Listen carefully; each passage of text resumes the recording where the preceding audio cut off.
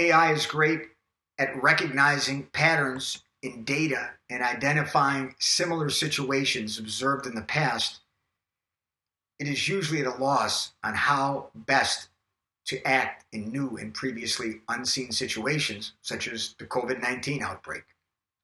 It is true that deep learning and deep reinforcement learning are trained on historical data, and that circumstances not seen in the training data could prove troublesome. But such an admission does not disqualify deep learning and deep reinforcement learning as possible investment systems. If it did, we'd also have to disqualify all human intelligence-based investment methods because they too are trained on historical inputs, data, human experience, and they're at a loss also on how to act to these new circumstances. Perhaps both AI-based and human-based investment models might struggle to make accurate predictions when confronted with examples not in the historical data, but AI has two distinct advantages over human intelligence. First, AI can ingest and process much more information more quickly than human-based models. This allows AI to adapt to changes in the data more quickly than human models and their human portfolio managers.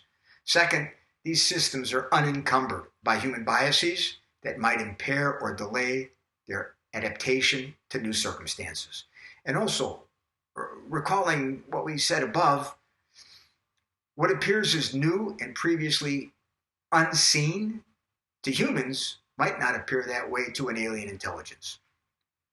The fourth objection we hear, while the breadth of the data that can be used in finance is quite large, time series are often very short and usually limited to a few decades. A limited number of time series observations means that any model using these data is also constrained to be proportionally small. There's no question that deep learning and deep reinforcement learning are capable of ingesting massive amounts of data, and because of their large capacity, more data generally results in higher prediction accuracy. And just as a quick aside, traditional machine learning techniques are also capable of ingesting large amounts of data, but because they are limited in their capacity, increasing the amount of data does not increase the likelihood of better performance. Now, back to the point. Defenders of the status quo often point to the large data sets required to train computer vision models or autonomous vehicles, and to the fact that financial market data is much smaller. And this limitation, therefore, disqualifies advanced AI from use. Financial data might be limited, but the criticism fails to consider that unlike traditional quant models, deep learning and deep reinforcement learning models are capable of ingesting non-financial data, including non-traditional data like geospatial.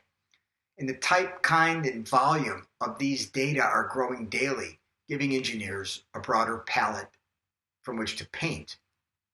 Data is basically ubiquitous now.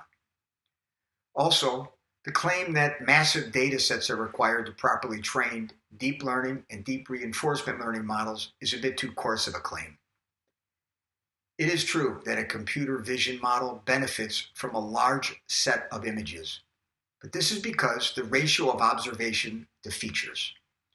Computer vision models are solving complex problems. For example, extracting the features that identify a cat from a series of 256 pixels by 256 pixels by 3-channel images. And more observations improves their ability to extract the features from the data.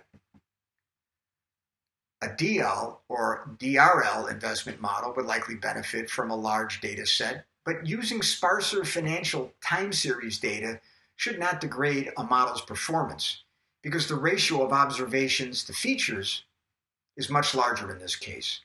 Also, in investing, unlike computer vision, deep learning and deep reinforcement learning investment models are not trying to attain 99% prediction accuracy. Critics also fail to realize that there are data science techniques that could be used to amplify or extend the size of an existing data set. For example, transfer learning allows knowledge to be transferred from a larger data set to a smaller data set, and data augmentation tweaks existing data enough that the data that the network treats the modified data as new inputs. Also, through the use of a simulator, an existing data set can be used to create new environments in which to train a model. Simulators that provide all types of driving conditions are commonly used to train autonomous driving models. In the case of investing, it is possible to use historical data to create synthetic market data representing different market environments. Perhaps more importantly, those who disqualify deep learning and deep reinforcement learning from investing because of the perceived limitation of financial data offer no empirical evidence to support their claim. They cannot point to the live track record of a DL or DRL-based investment strategy that has failed because of the sparseness of its input data and not other factors. Finally, the fifth most common objection: when it comes to applying AI to investing, it is compulsory for us to understand exactly how algorithms work. Well, we finally reached the black box objection, the trump card that deniers play if all other objections fail, the last stand of the status quo. The thing about this objection is that, unlike the others, it's true. By its very nature, advanced AI is a black box. And while we can observe how AlphaZero plays, even its designers cannot explain why it makes a specific move at a specific time. Similarly, a manager using deep learning or deep reinforcement learning is able to provide a general overview of this approach. For example, we use a recursive neural network.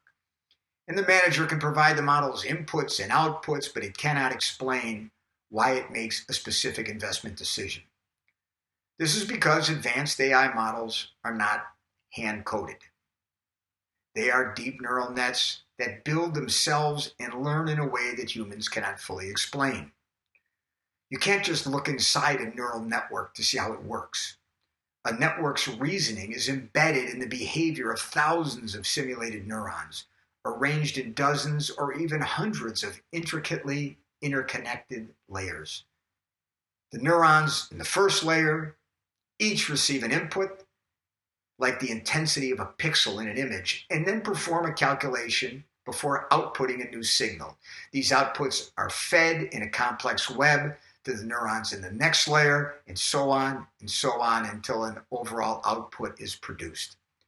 Plus, there's a process known as backpropagation that tweaks the calculations of individual neurons in a way that lets the network learn to produce a desired output. There are obvious counterarguments to this requirement of explainability. For example, the blackness of an investment model is the product of a specific historical epoch. Option trading models, technical analysis, program trading, optimization programs, and stat-arb programs were all the black boxes of their day. Others simply point out that we hold AI to a higher standard of interpretability than we do human intelligence, because it is not possible to explain the why of human decision-making. There was a quote from a general partner at Andreessen Horowitz, who's a former director of biophysics at Stanford. He said, "Human intelligence itself is and always has been a black box." However, we've found that these counterarguments will not convert non-believers.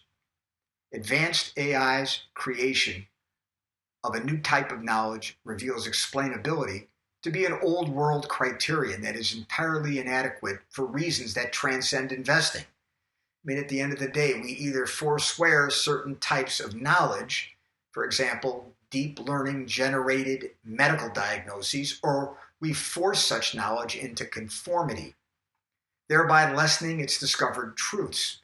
We have to ask, do we really want our smart cars to be less smart or our investment strategies to be less powerful? Explainability presents us with a choice. Would we want to know what will happen with a high accuracy or why something will happen at the expense of accuracy?